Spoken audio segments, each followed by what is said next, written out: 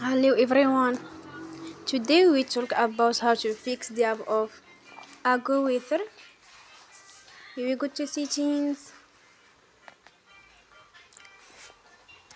Then we click on apps. After that you will search the app AccuWeather and you will click. Then you will on for stop. After that you will go to storage.